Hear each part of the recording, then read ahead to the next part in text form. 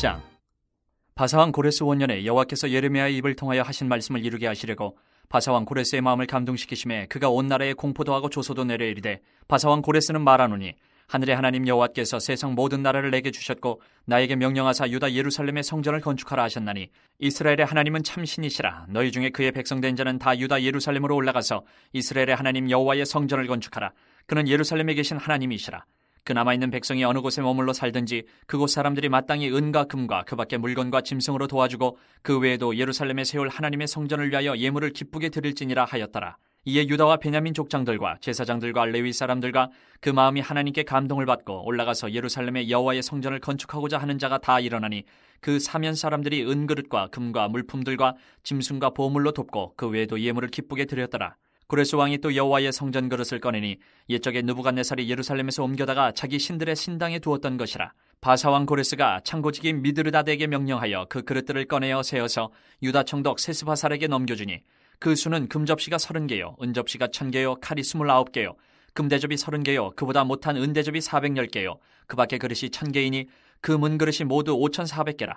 사로잡힌 자를 바벨론에서 예루살렘으로 데리고 갈 때에 세스바살이 그 그릇들을 다 가지고 갔더라. 2장. 옛적에 바벨론 왕 느부갓네살에게 사로잡혀 바벨론으로 갔던 자들의 자손들 중에서 노임을 받고 예루살렘과 유다도로 돌아와 각기 각자의 성부로 돌아간 자, 곧 스룹바벨과 예수아와 느헤미야와 스라야와 르엘라야와 모르드게와 빌산과 미스발과 비그웨와 르훔과 바하나 등과 함께 나온 이스라엘 백성의 명수가 이러하니, 바로스 자손이 2172명이요 스바다 자손이 372명이요 아라 자손이 775명이요 바한 모압 자손 곧 예수아와 요압 자손이 2812명이요 엘람 자손이 1254명이요 삿두 자손이 945명이요 삭게 자손이 760명이요 바니 자손이 642명이요 부베 자손이 623명이요 아스갓 자손이 1222명이요 아도니감 자손이 666명이요 비그웨 자손이 2056명이요 아딘 자손이 454명이요 아델 자손 곧 히스기야 자손이 98명이요 베세 자손이 323명이요 요라 자손이 112명이요 하숨 자손이 223명이요 깃발 자손이 95명이요 베들레헴 사람이 123명이요 느도바 사람이 56명이요 아나도 사람이 128명이요 아스메열 자손이 42명이요 기레다임과 그비라와 부에롯 자손이 743명이요 라마와 게바 자손이 621명이요 믹마스 사람이 122명이요 베델과 아이 사람이 223명이요 느보 자손이 52명이요 막비스 자손이 156명이요 다른 엘람 자손이 1254명이요 하림 자손이 320명이요 로드와 하딕과 오노 자손이 725명이요 여리고 자손이 345명이요 스나 자손이 3630명이었더라. 제사장들은 예수아의 집 여다야 자손이 973명이요 인멜 자손이 1052명이요 밧술 자손이 1247명이요 하림 자손이 1017명이었더라. 레위 사람은 호다위야 자손 곧 예수아와 감미엘 자손이 74명이요 노래하는 자들은 아삽 자손이 128명이요 문지기의 자손들은 살룸과 아델과 달문과 아굽과 하리다와 소베 자손이 모두 139명이었더라. 느디님 사람들은 시아 자손과 하수바 자손과 다비오 자손과 게로스 자손과 시아아 자손과 바돈 자손과 르바나 자손과 하가바 자손과 아굽 자손과 하굽 자손과 시물레 자손과 하난 자손과 기델 자손과 가알 자손과 르아야 자손과 르신 자손과 느고다 자손과 갓삼 자손과 우사 자손과 바세야 자손과 베세 자손과 아스나 자손과 무님 자손과 느부심 자손과 박북 자손과 하그바 자손과 할훌 자손과 바슬롯 자손과 무히다 자손과 하르사 자손과 바르고스 자손과 시스라 자손과 데마 자손과 느시아 자손과 하디바 자손이었더라. 솔로몬의 신하의 자손은 소대 자손과 하소베르 자손과 부르다 자손과 야알라 자손과 다르고 자손과 기델 자손과 스바다 자손과 하딜 자손과 보게르 타스바임 자손과 아미 자손이니 모든 느디님 사람과 솔로몬의 신하의 자손이 392명이었더라. 델멜라와 델 하르사와 그룹과 아딴과 인멜에서 올라온 자가 있으나 그들의 조상의 가문과 선조가 이스라엘에 속하였는지 밝힐 수 없었더라. 그들은 들라야 자손과 도비야 자손과 느고다 자손이라 모두 652명이요 제사장 중에는 하바야 자손과 학고수 자손과 바르실레 자손이니 바르실레는 길르앗 사람 바르실레의 딸 중에 한 사람을 아내로 삼고 바르실레의 이름을 따른 자라. 이 사람들은 계보 중에서 자기 이름을 찾아도 얻지 못하므로 그들을 부정하게 여겨 제사장의 직분을 행하지 못하게 하고 방백이 그들에게 명령하여 우림과 둠밈을 가진 제사장이 일어나기 전에는 지성물을 먹지 말라 하였느니라. 온 회중의 합계가 42,360명이요 그 외에 남종과 여종이 7,337명이요 노래하는 남녀가 200명이요 말이 736이요 노새가 245요 낙타가 435요 나귀가 6,720이었더라.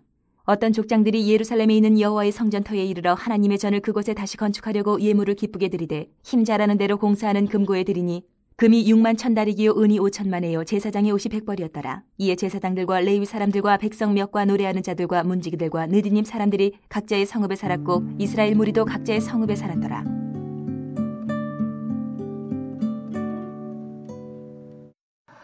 오늘 우리가 통독한 본문은 에스라 1장에서 2장까지의 말씀입니다.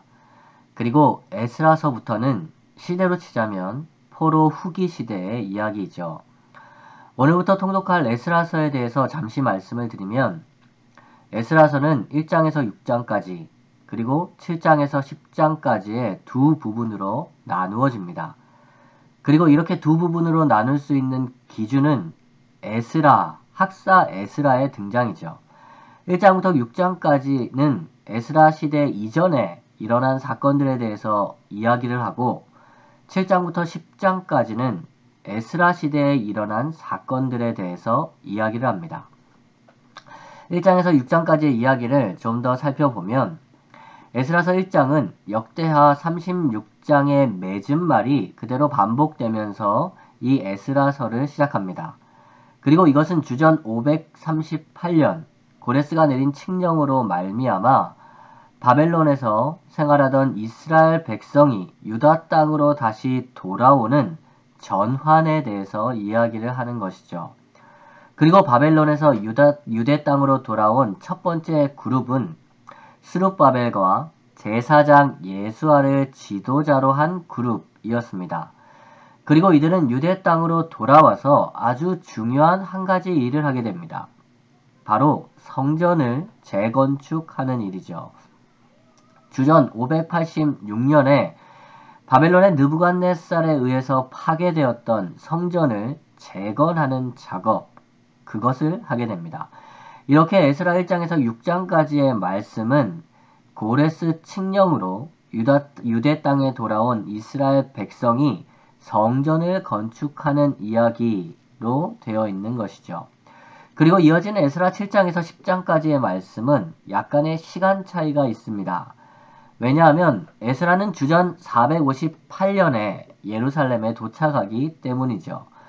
성전 건축이 주전 516년에 완성된 것으로 볼 때 약 반세기, 한 50년 정도의 시간이 흐른 후의 이야기가 바로 에스라 7장에서 10장까지의 이야기입니다. 그리고 에스라는 예루살렘에 다시 돌아와서 또다시 아주 중요한 한 가지 일을 합니다. 그것은 바로 율법을 선포하고 그 율법을 지키게 하는 일이죠. 그렇게 에스라 7장에서 10장까지의 말씀은 율법의 선포와 순종에 대한 말씀입니다. 이렇게 에스라서는 크게 두 부분으로 나누어지는 것입니다. 성전의 재건축과 율법의 재선포와 율법의 준수로 말입니다.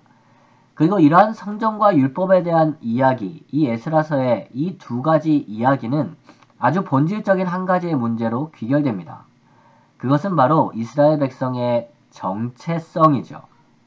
다름 아닌 하나님의 백성으로서의 이스라엘 백성의 정체성이 이 성전과 율법이라는 두 가지 주제와 깊이 연결되어 있는 것입니다.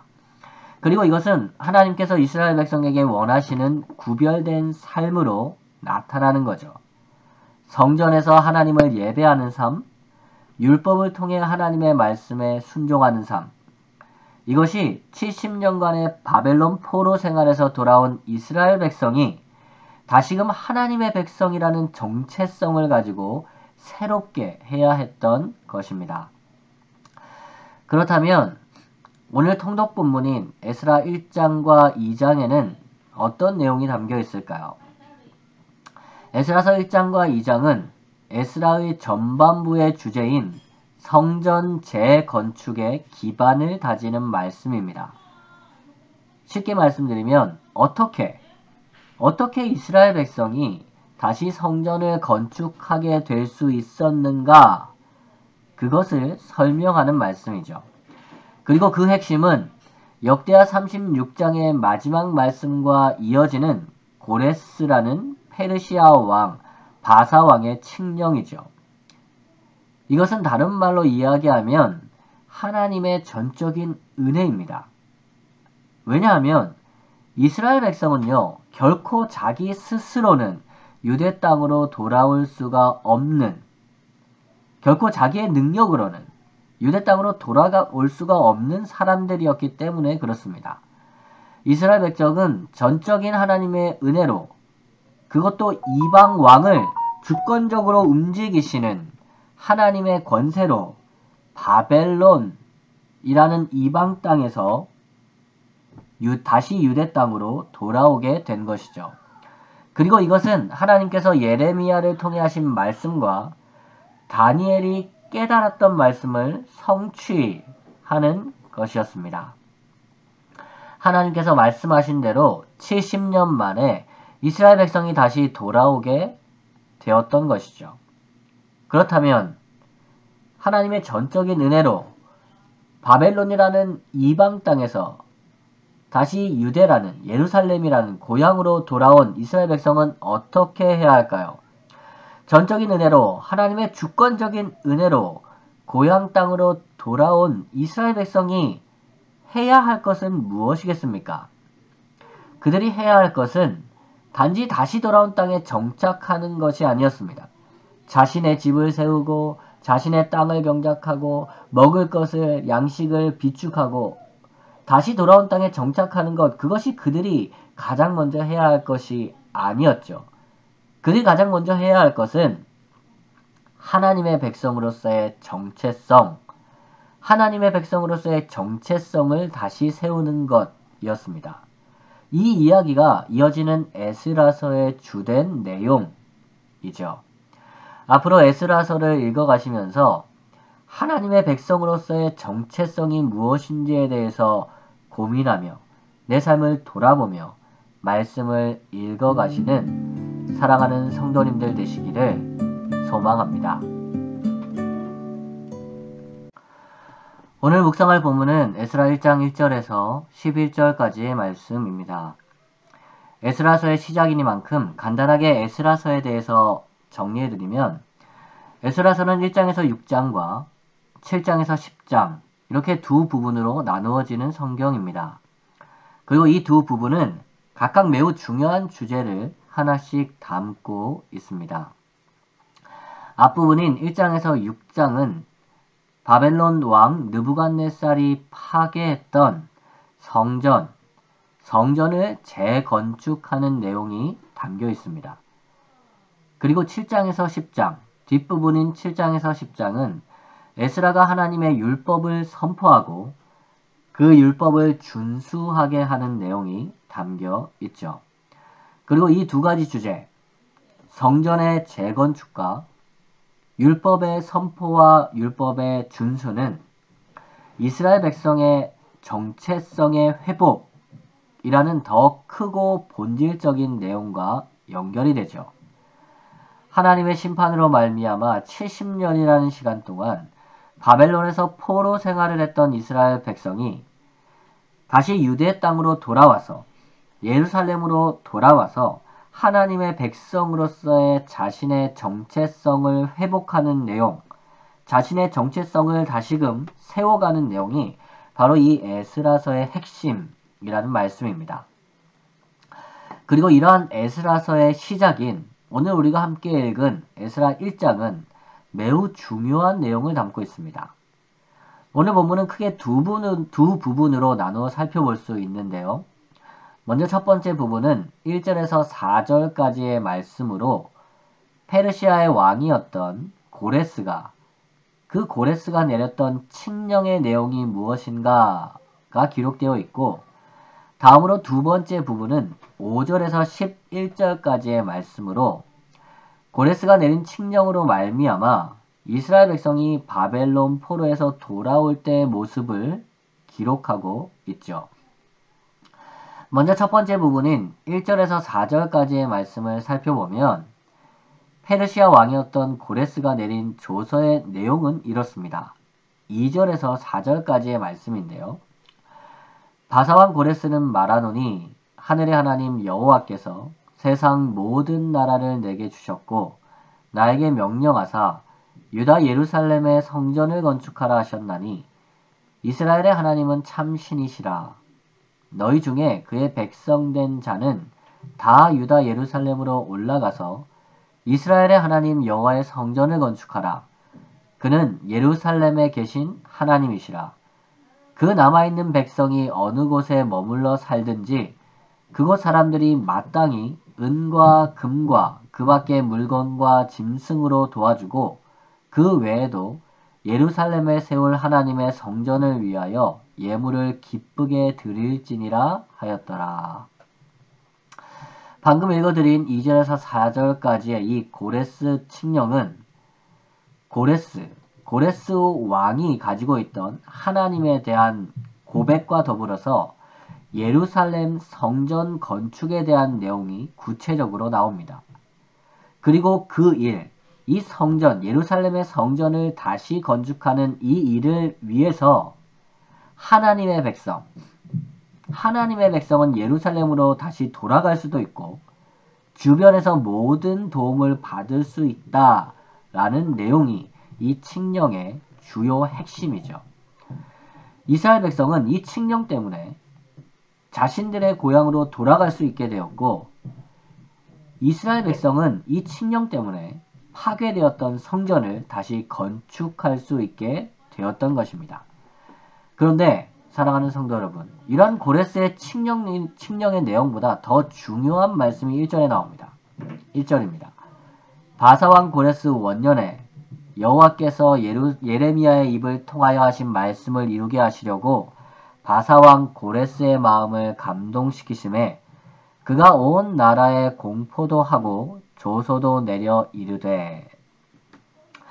방금 읽은 1절은 고레스 칙령이 어디에서부터 시작했는지를 말해주는 말씀입니다. 이렇게 되어 있죠. 바사왕 고레스 원년에 여호와께서 라고 말입니다. 이 말씀은 이 모든 일을 시작하신 분이 누구라고 이야기를 하는 것입니까? 여호와께서 라는 말씀에서 분명히 알 수 있는 것처럼 이 모든 일을 시작하신 분은 고레스가 아니라 여호와 하나님이다 라는 것이죠. 하나님께서 예레미야에게 하신 하나님의 말씀을 이루시기 위해서 고레스의 마음을 감동시키시고 이 모든 일을 시작하셨다 라는 말씀이죠. 그리고 이 말씀은 오늘 말씀의 두 번째 부분에서도 동일하게 나타납니다. 오늘 말씀의 두 번째 부분인 5절에서 11절까지의 말씀은 실제로 이스라엘 백성이 바벨론에서 예루살렘으로 돌아오는 모습을 기록하고 있는 본문입니다. 그런데 그 시작인 5절은 이렇게 기록하고 있죠. 5절입니다. 이에 유다와 베냐민 족장들과 제사장들과 레위 사람들과 그 마음이 하나님께 감동을 받고 올라가서 예루살렘의 여호와의 성전을 건축하고자 하는 자가 다 일어나니. 방금 읽은 5절 말씀의 중간 부분을 살펴보면 이렇게 기록되어 있는 부분이 있죠. 그 마음이 하나님께 감동을 받고 라고 말입니다. 무슨 말씀입니까? 하나님께서는 이방 왕이었던 고레스의 마음뿐만 아니라 이스라엘 백성의 마음도 감동시키셨다라는 말씀이죠.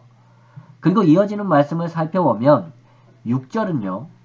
그 사면 사람들, 이스라엘 백성 주변에 살던 사람들이 은과 금, 짐승, 보물과 같은 예물들로 이스라엘 백성을 도왔다고 이야기를 하고 고레스 왕은 왕의 창고를 열어서 예루살렘에서 옮겨왔던 은금 접시와 대접, 그릇들을 돌려주죠.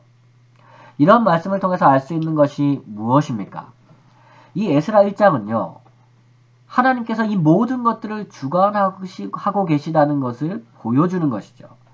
하나님께서 이방한 고레스의 마음을 감동시키시고 하나님께서 70년 동안이나 포로로 그 땅에서 살았던 이스라엘 백성의 마음을 감동시키시며 하나님께서 이방 땅에 사는 이방 백성들의 마음까지도 감동시키셨다라는 것입니다. 그렇게 오늘 에스라서 1장의 말씀은 모든 것들이 하나님의 감동 아래에서 움직이는 웅장하고 대단한 모습을 보여주는 것입니다. 그리고 이것은 모든 것을 주관하시는 하나님에 대한 분명한 확신, 하나님께서 이 모든 것들을 주관하고 계신다. 이방 왕, 이방 백성, 자기 백성 모든 것들을 하나님께서 주관하고 계신다 라는 하나님에 대한 분명한 확신을 주는 말씀이죠. 사랑하는 성도 여러분, 바벨론에서 70년이라는 시간 동안이나 포로 생활을 해왔던 이스라엘 백성, 그 이스라엘 백성에게 정말로 필요한 것이 무엇이었을까요? 먼 이방 땅에서 다시 유대 땅으로 돌아오고 파괴되었던 성전을 다시 건축하며 하나님의 율법을 다시 선포하고 그 말씀을 따라 살기 위해서 정말 본질적으로 필요한 것이 무엇이었겠습니까? 바벨론 땅에 있었던 이스라엘 백성에게 정말로 필요했던 것은요, 하나님이 어떤 분인지를 다시금 깨닫는 것이었습니다. 하나님이 어떤 분이신가? 70년이라는 포로 생활을 하면서 잊어버렸던 그 하나님. 그 하나님이 어떤 분이신지를 다시금 깨닫는 것이었죠. 하나님이 온 세상을 주관하시고 다스리시는 분이시라는 것을 다시금 깨닫는 것. 그것이 이 모든 일의 시작이었다는 말씀입니다. 그렇게 에스라서 1장은 그 하나님에 대한 이야기로 시작을 하는 거죠. 사랑하는 성도 여러분, 오늘 이 말씀, 에스라서 1장의 말씀을 통해서 하나님이 어떤 분이신지를 깨닫는 성도님들 되시기를 소망합니다. 이방 왕뿐만 아니라 자기 백성도, 이방 백성들까지도 감동시키셔서 자신의 말씀을 이루시며 자신의 뜻을 이루어 가시는 그 하나님을 깨닫는 은혜가 있기를 소망합니다. 그리고 그 하나님을 믿음으로 오늘도 하나님의 백성으로 이 땅 가운데 살아가는 성도님들 되시기를 주님의 이름으로 축복합니다. 기도하겠습니다. 하나님, 오늘 에스라서 1장의 말씀을 통해서 다시금 우리가 믿는 하나님이 어떤 분이신지를 깨닫게 하시니 감사합니다. 우리가 믿는 하나님은 이방왕을 감동시키는 분이시고 자기 백성을 감동시키는 분이시고 이방 모든 사람들을 감동시키셔서 하나님께서 선포하신 말씀을 이루시고 하나님의 그 선하신 뜻들을 이루어 가시는 온 세상 만물을 주관하시며 그것들을 자신의 뜻대로 이루어 가시는 그 전능하시고 주권적인 그 하나님이시라는 것을 다시금 이 말씀을 통해 깨닫습니다. 하나님, 우리가 이 세상 살아가는 동안 세상에 휘둘리다 보면 정말 하나님이 어떤 분인가 잊어버릴 때가 참 많은데 이 말씀을 통해서 다시 한번 그 하나님 깨닫기를 원합니다. 모든 것들 위에 모든 것들 주관하시는 하나님, 오늘도 그 하나님 믿고 이 세상 속에서 믿음으로 살아가는 우리 밴쿠버 성산교회 모든 성도들 될 수 있도록 하나님 은혜를 베풀어 주시고 함께하여 주옵소서. 이 모든 말씀 예수님 이름으로 기도합니다. 아멘.